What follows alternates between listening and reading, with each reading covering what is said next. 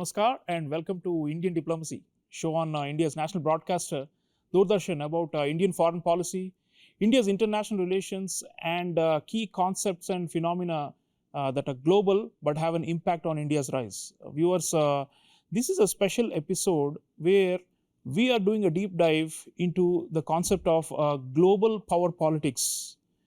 Power and politics are intrinsically linked, be it domestic politics or international politics. The pursuit of power, the struggle for power, acquisition of power and wielding power over others has always been the central theme of the study of politics. So, how is power play happening today in the global arena? How is it shaping world politics, and what is India's role? Is it up to speed with the games of power that are being played, and whether it can match up to this current global environment? That is the theme of this show. And to talk about this, I have with me 13 outstanding young students from colleges and universities across India. They are here to express their own views on global power politics and India's pivotal role in shaping this. So, folks, welcome to Indian Diplomacy. Thank you, sir. Thank you. Great. You know, we often divide power into subcomponents, and there is a well-known division into hard power, soft power, and smart power, which is generally accepted, right? So, I want to start with the basic element of hard power, which is primarily military and economic. And let's start with the number one aspect of hard power, which is military. Traditionally, world politics was supposed to be defined primarily by military power and usage of military power and usage of threat of force. And that was seen as the most defining element that makes up the world order or the international systems, right? Now, this era in particular seems to be quite amenable to this idea again, because for a while it looked like military power was losing its salience, especially vis-a-vis economic and soft power. But now, with the wars that are underway and the arms races that are happening, the build-ups, in different regions of the world, they seem to suggest that military power once again seems to be coming to prime position. So I want somebody to come in and talk about hard power, especially military power. Do you think we are returning to the era of military power? And can you give some examples of countries that are using military power to their advantage in today's time to achieve their objectives? Anyone? Yes, please. Hello, sir. My name is Anushka Singh. I am from Kirorimal College, University of Delhi. Sir, Thucydides once says, "The strong do what they can do, and the weak suffer what they must." In today's geopolitics, we see despite globalization and interdependence, we see that hard power is once again becoming the core of the world politics. You said about talking about the contemporary examples that we see in today's world, like the Russia-Ukraine war. Russia's invasion of Ukraine is the starkest reminder that hard power can redraw borders and can challenge the global order. Talking about China, in the Indo-Pacific, we see rapid naval militarization, and we see airspace incursions, which shows that Beijing's rely on military coercions. Talking about Middle East conflicts, where we see Hamas-Israel war in Gaza and US-Iran conflicts that show that military action shapes security narratives and influences diplomatic leverages. Talking about North Korea, it do repeated missile tests and nuclear posturing, which uplift the state diplomatically. We see formation of alliances like NATO and the security alliances like AUKUS, which shows that security alliances can be crucial for deterrence. Talking about India's perspective, we can say that India should have a strong military because we are having two hostile neighbors, that is China and Pakistan. India's modernization, border deployments after Galwan 2020, and are showing that India truly focuses on hard power. In today's multipolar world, we see that economy and soft power remain very crucial, but hard power still is one of the ultimate legitimator of sovereignty. Military power may not win hurt, but it ensures the survival in the harsh realities of the global politics. Oh, wow. Thank you so much. Thank you. That's a very articulate answer from our friend from Karurimal College of Delhi University. Because what she's saying is that, there are some harsh realities of the world today, and for survival or for maximizing power or security, military might does matter. And there's probably very little to challenge this argument, because 10 years ago, people thought that military might is like a 19th century or 20th century phenomenon. It doesn't matter, but it's come back in a big way. Deterrence has broken down. Any other thoughts on military power and hard power, and its increasing salience, or the return to hard power? It looks like we are going back to another era. Anyone else would like to come in? Namaskar, sir. I am Sujal Masalkar from Amravati University, Maharashtra. First of all, to give you context, I want to explain you that power respects power. After World War II, we have seen that no two nations having nuclear weapons have gone in war with each other. There may be proxy wars happening around the world, but we have never seen two nations with nuclear power going or waging war against each other. Then after that, traditionally it is believed in the world that having a military power is having a dominance in the world. But in the mid of 20th century, there emerged the perspective like the use of economic growth and the use of technology and use of soft power. These kind of perspectives emerged in the mid of 20th century. But then after that, if we analyze the current situation, then we can conclude that world is again moving towards the traditional situation which would exist before the 20th century, that everyone is trying to escalate their military powers. But in the current era, the military power has a lot of dimensions. Like the military power is not only a military power which was based on the military like factors like soldiers and weapons and all these things, but nowadays military factors include especially the economic tactics, in which other countries use trade leverages, and then they try to sanction other countries to gain their economic wishes. And then after that, they also use technology in the warfare, like they use AI based technological drones to strike other countries without any driver inside it. Thank you for this. Okay, so our friend from Amravati, Maharashtra, is saying that we are going back to 19th, 20th century models of world politics, where military preparedness, war preparedness, or even offensive, defensive, all these things are going to matter more. And it makes you wonder whether there's a cycle, whether it is again going back in one direction. He also mentioned economic coercion, which is of course the other big element of hard power. So I want to go there now and bring in our young friends to talk about economic statecraft, trade wars, tariff barriers, economic sanctions, using currencies to manipulate other countries. These are continuing to grow, and weaponization of economic exchanges is also something that's of a matter of high concern. So I want to bring in someone here who would like to speak about economic aspects of power play, and maybe share a few examples of how economic power, of course it complements military power and they are not necessarily contradictory to each other. But let's focus for a moment on this aspect of economic power, which people consider to be the foundation for any country to rise to the top. Anyone would like to come in on economic aspects? Yes, please.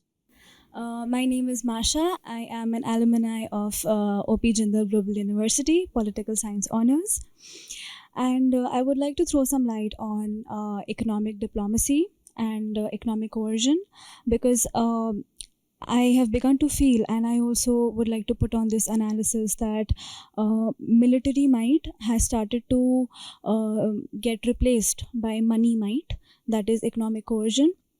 I see a lot of replacement in terms of state leaders and governments shifting to economic sanctions as a way of coercion in place of getting into an arms race, which we used to see during the Cold War era.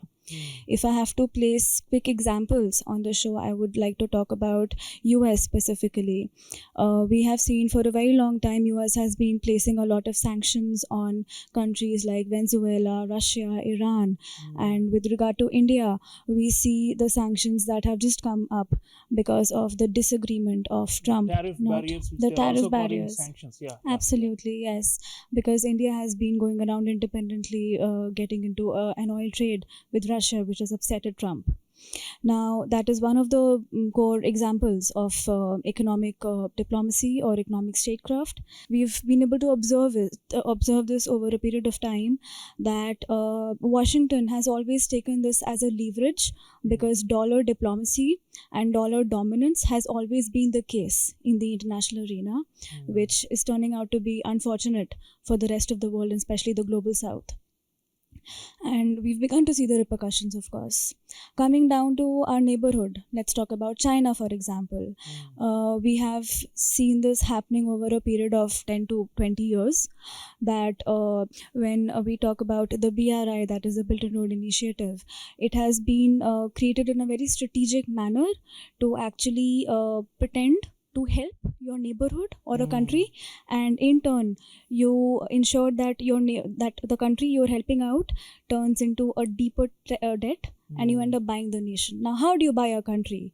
Is by this initiative, is by the strategy that you end up providing a fish to a nation so much that the nation doesn't even know how to fish. So it's not the skill development, but more of making the other country, the smaller state, rely so much on a larger state that the balance and bandwagon theory comes into being in this situation. We've seen hub and tota, the China and Sri Lanka relations that got spoiled because of this. India, as a response, has also post-COVID tried to ban 200 plus apps, even including TikTok and a lot of other apps, and getting into an agenda of Atmanirbhar Bharat, which is an initiative by the government to actually promote Made in India and Skill India aspects and initiatives, which are actually a step towards economic statecraft building, which is something that as youth I feel should be promoted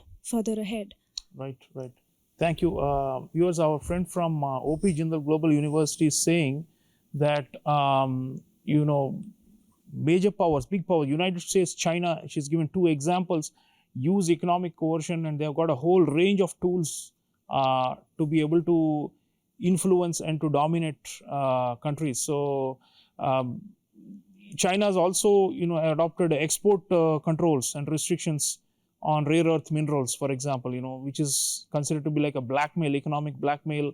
And United States also imposes export controls on advanced semiconductor technology and all that as part of the China-US rivalry. But they also do it to smaller countries, and that's an interesting point. We just heard how smaller countries often face this quote-unquote dollar hegemony. And the Chinese are also trying to push the renminbiization of their own currency to be dominant in the world. There are also middle powers that have influence in certain pockets and certain regions. So economic power is becoming important, although the judgment remains to be seen as to whether it is replacing military power, because we just spoke about how military power is also staging a comeback. And of course, we make these categories as if they are watertight and one is different from the other, but they're all interlinked, right? Without a powerful economy, how can you do a military build-up, right? So they are interlinked, right? Any other thoughts on economic aspects of foreign policy and power politics that is underway around the world? Yes, please. Hello, sir. Myself Anuj Narode from Siahgad Institute, Pune University, Maharashtra. So I'm here to share some data which my friends already told, but the excess data, the data points which I would like to highlight. So the first is that in the recent years, the military expenses in whole world has increased by 25 to 30%. So that is a very dangerous question mark on world's overall politics. Nextly, talking about the economic coercions. So economic coercions, in that first, as my friend told about the debt trap. So the data about it is that the Sri Lanka, it owed China $8 billion as it was not able to pay it back. So the debt trap, how it framed it was that the Hambantota port in Sri Lanka, it was given on 99 years of lease to China. So that's very concerning for a country like India because it's a national security factor for us. Next, we talk about Pakistan.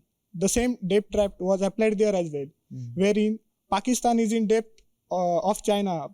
Pakistan owed China like 30 to 77 billions of dollars. The figure is not exact, but afterwards, what happened is that Pakistan was forced to give the Gwadar port to China for its asset management and also all the managements which China will do on its own. Next, talking about the economic hegemony. So herein the concept of the concept of de-dollarization effect comes into existence. Why Trump is exposing all the countries of BRICS and imposing tariffs on them is because the de-dollarization effect. It is because as BRICS initiative, BRICS is making their new currency other than the SWIFT method. So what happens is the dollar's hegemony becomes less, and because of which US will lose its position as a superpower, and that is what Trump is threatening tariffs on all the countries which are involved in BRICS. Thank you so much. Good examples. So far we've covered hard power, military and economic, but now I want to go into the soft power realm.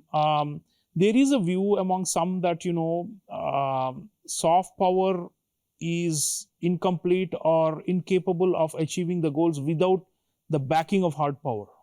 Most of the what we call the realpolitik thinkers insist that soft power is nothing but it's just epiphenomenal and behind it is a hard power. But still, there are some countries that are relatively weak in military or economic might but still have soft power. Think of a Bhutan. It has neither military nor economic might, but it still has significant goodwill and attraction in many parts of the world because of their idea of gross national happiness, right? Switzerland doesn't even have a big army or anything. I mean, of course, it's a rich country, but it's not a big economic powerhouse either, right? But still, it has influence as a neutral country which brokers peace between different warring parties and facilitates stability in Europe and elsewhere. So I'm just giving a few examples. So I want some of you to come in and talk about the relevance of soft power when we are saying that hard power really has made a huge comeback, especially military, but also in economic realm, new methods of coercion and statecraft and influence are being attempted. So what is the relevance of soft power in this scenario? And do you think soft power projection by countries is ultimately beneficial to them, or are they actually working under some kind of an illusion? Anyone would like to come in on soft power? Yes, please. Namaste, sir. Namaste, everybody. This is Pratiksha Prakash from Bangalore University. I graduated from Bangalore University. So when it comes to soft power, I think you very well spoke about how soft power is not credible enough without hard power. It is a sort of a illusion to say that soft power alone can achieve anything. With credible and legitimate hard power comes a good front of soft power. But again, on the other hand, when we see Japan, which does not have a militarization or which has limited militarization constitutionally, they wield a very large scale soft power throughout the world by their cultural influence, development aid that they provide throughout the world, or the investment projects that they do. That is one primary example that I would like to quote. Secondly, even when it comes to India, today what India has, yes, we are growing militarily, we are growing economically and all of that. But we cannot neglect the part of our diaspora or our cultural influence that is aiding in our soft power influence. One very good example that I would like to quote is not a very recent one, but it is in an elaborated way written in the book India versus UK. A very brief outline about the book is how India took on UK to win a seat in the ICJ as well as the UNCLOS. So two very big seats where we could win, and that was not only that in that incident, we did not only take over the big powers, but also it was because of the smaller nations. We cannot undermine the influence of smaller island nations or small nations in general. And I think that can also be reiterated in the development aids that India provides to African nations or Asian nations. So these ultimately help in the UN. No matter the relevance of UN as of now, that is debatable, but we cannot let go of the fact that UN exists and collectively all the nations are represented in the UN. This proves that soft power cannot be ignored, although military might is necessary, soft power is as much as necessary to win Thank a you. war. That's a balanced answer from our friend from Bangalore University. Is referring to how goodwill is not necessarily always comes out of having a huge economy or a huge military, but there are other attributes. Although it's interesting, the example of Japan is a major global economy, right? So to that extent, they have the resources. Even the financial aid they give can be considered as hard power because it comes out of the economic might of Japan. But still, points taken. And in the case of India, we just heard that we are also able to win a lot of votes from global south, not necessarily because we are the biggest donor or because we have the largest military, but because we do things for them, especially in multilateral institutions like G20 or the UN that benefit them. So yes, there can be power even in institutions which is softer and which is not directly linked to economy or military. So foreign policy, you already referred to it, is one. Then there's culture, and then there is political values. These, the great Harvard scholar Joseph Nye defined the component of soft power as these three, right? So what can countries do to enhance their soft power? I mean, how do they project it? We have, for example, the ICCR in India, Indian Council for Cultural Relations. Even this television show contributes to enhancing India's soft power. So let's talk a bit about what countries should do. I mean, there is elements of soft power which is inherent and inbuilt. You don't have to do anything, right? But there are elements which need to be strategically developed, nurtured, and projected, right?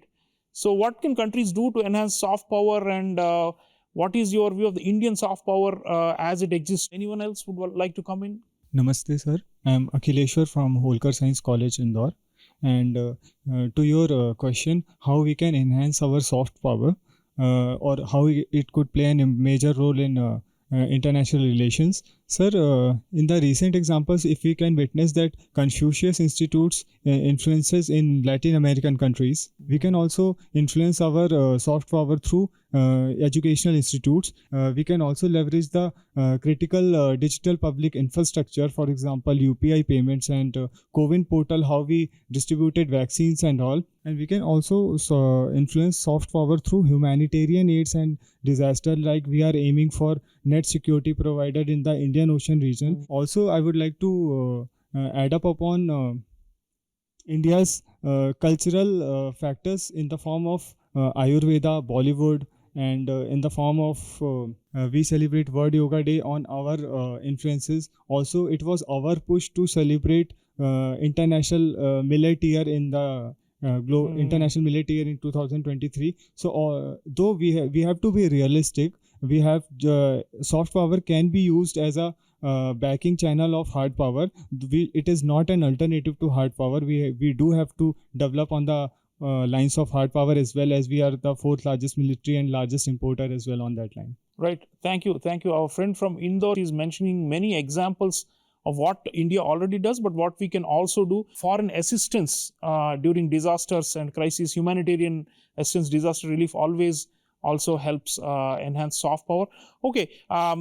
There is also the concept of smart power, which Joseph Nye himself devised, which is a combination of the two, hard and soft.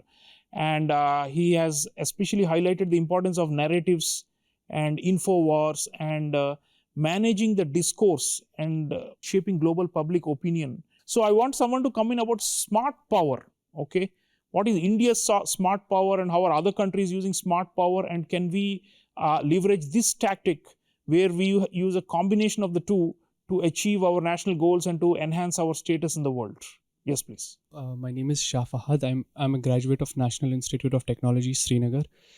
in today's world of artificial intelligence and social media, algorithm is coming up as a new form of power, which is definitely going to affect our future.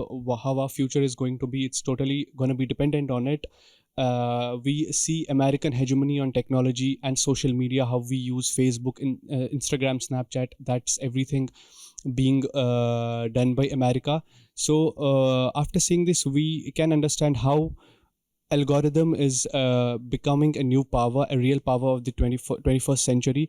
It affects both soft power and hard power. In the sense, in the soft power, we can use our digital technology for showing Ayurveda, like my friends told, or even yoga. And also soft power for setting the narrative, that for controlling the narrative that the world has about India. We can set our own narrative about how India is, because the narrative of different is totally different than what ours is. And also about the hard power, we can we can use machine learning for surveillance. We can use it for defense. Thank you so much. Thank you. Our friend from Kashmir is saying that combination works, and technology domains need to be mastered, and obviously advanced technologies can have the digital realm, and also it has to do with the hardware, and in both these, combination of these will probably make a country more powerful. What else India could do going forward? Lots of ideas have been thrown around. Yes, please. Today, 3 Ds are very important: drones, decoy, and diplomacy. First, I would like to highlight the hard power. Since the beginning of ages, people have been fighting because territory is a scarce resource and people will establish their hegemony on the others. Coming to the soft power is where hard power lacks, or to overcome the shortcomings of hard power, people use soft power. The Russia-Ukraine war could have easily ended if it was based on hard power, but the world is a witness that Russia could not conquer a small nation state like Ukraine, even having so much of nuclear power. That is solely on the basis of soft power.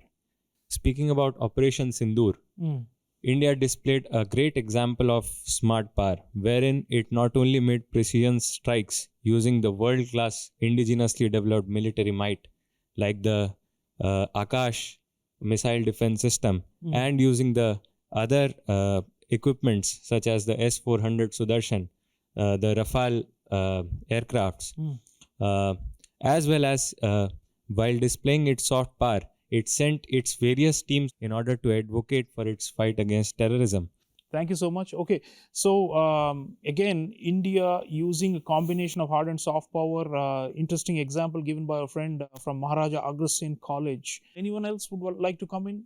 Hello, sir. Hello, everyone. My name is Akshay Srivastav. I'm from Jivaji University, Gwalior. I would like to give a contemporary example talking about smart power of our country, India itself, that how recently the visit of Prime Minister Narendra Modi to SCO summit had led to the joint declaration of the condemnation of the Pahalgam terror attack. Thank you so much. So viewers, power politics is eternal. It has existed since time immemorial, but what we are facing in the third decade of the 21st century is something we have tried to unpack for all of you.